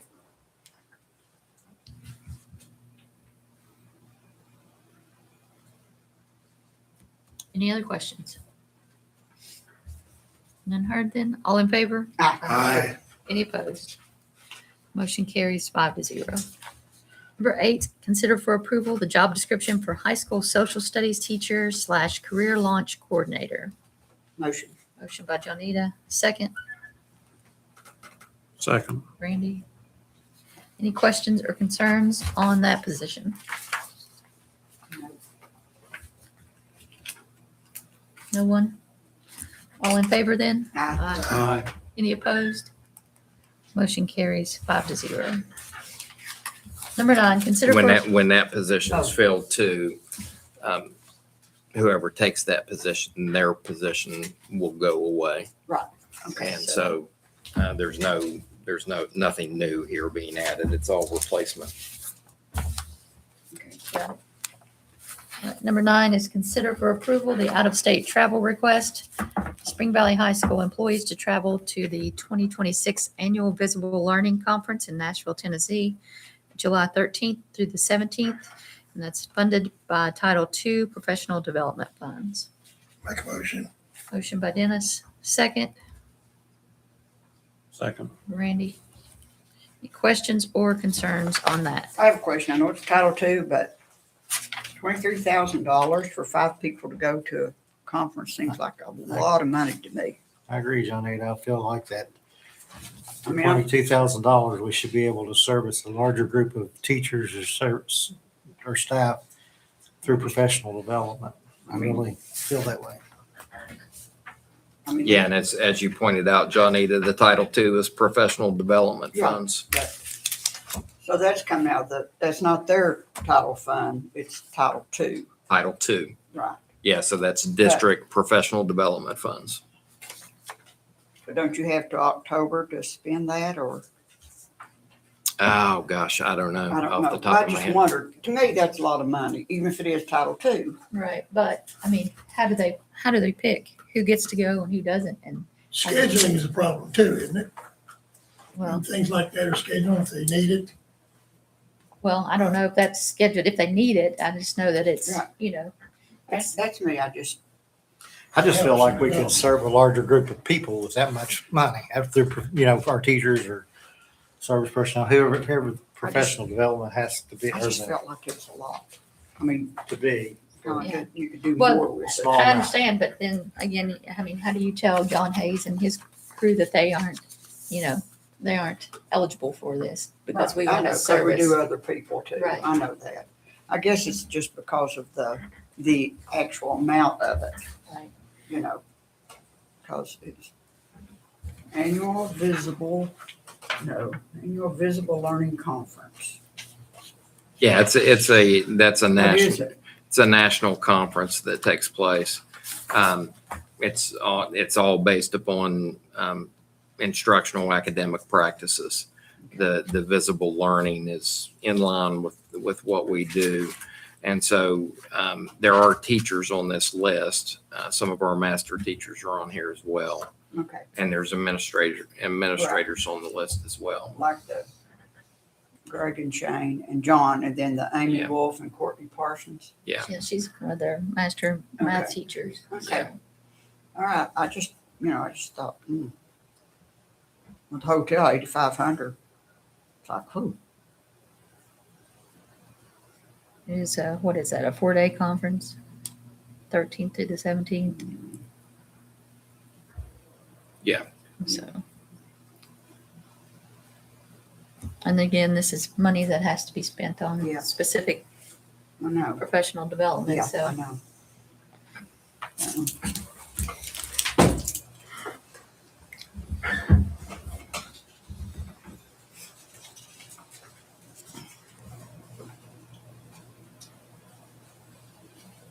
Your all's preference. Anyone, any other questions or concerns? No, not me. All right, then. All in favor? Aye. Aye. Any opposed? Oh, Johnny, were I you? said aye. Oh, gotcha, If it has to spend it, we'll spend it. gotcha. So motion carries 4-1. Number 10, consider for approval the contract between Wayne County Board of Education and Vector Solutions for employee training for the 26-27 school year at an annual cost of $14,869.31. So this is the online training platform that we use to do a lot of the required trainings that we're mandated to perform by the state. So this contract has been in place for a number of years. Right. I think probably at least 9 years. And have a so this question. is the renewal. how Yeah. long do you have to be retired before they'll remove you from the email? Have you been getting that email too? I was wondering if, We're supposed to take some kind of training? That's what I first thought. I've been retired since 2008. I'm What's- still getting them, right, Mark, okay? I'll try to remove you from that. I send all the courses out. It's kind of hard to get rid of. I'm just joking with you. There are I'm so just kidding. yeah, there are so many required trainings, Oh, my and gosh. it has gotten a little bit better because I think 2 years ago the legislature allowed us to do some of them every 3 years instead of annually. Yeah. But there are so many required trainings that we have to do. This is a quick and effective way to hit a number of topics. And they cover new legislation that passes. They have updates and brand new trainings. Excuse me. They don't utilize all that they really have. They have hundreds of. Yeah, and they actually made an offer to us. So this is up slightly. It's like up $1,500, but they're expanding their catalog that they're offering Yeah. to us. So That's good. it's reasonable deal. Yeah. Motion. That don't sound bad. Motion by Randy, second by Mark. Any other questions on our, I will say there's about 35 counties that use that Vector Solutions platform. Yeah. In West Virginia. it's not terrible considering all the trainings that they You provide. don't get any complaints out of the teachers or anything? I'm sure they don't. Ladies, now's your chance. Oh, my, can we say talk? Just remember the alternative is to get the training face to face. Come in person. And you can do it on your own time, which is nice. Yeah. All right. Any other questions or concerns? All in favor? Aye. Any opposed? Motion carries 5-0. Moving on to our potential items for a future agenda. So we're wrapping up this year's goals and what we focused on this year. And I'm sure that several of the goals will remain the same as we move into the next year. But, you need to start giving some thought. If there's anything else you want considered, we'll do that after July 1st. And during the month of July, we'll set those goals. I mentioned before, we've got the workers' comp premium coming up on another agenda. We'll have the bid opening for the Vincent MIP. That will be coming up as well. That's all I can think of now, but those are upcoming items. Okay. All right. Anyone else? Motion to adjourn. Motion by Johnita. Second, Second. Randy. Too slow this evening, Dennis. Yeah. All in favor? Aye. Any opposed? 17. Motion carries 5-0. It is 7 o'clock. Thank you all. You're welcome. Thank you very much. Thank you very much.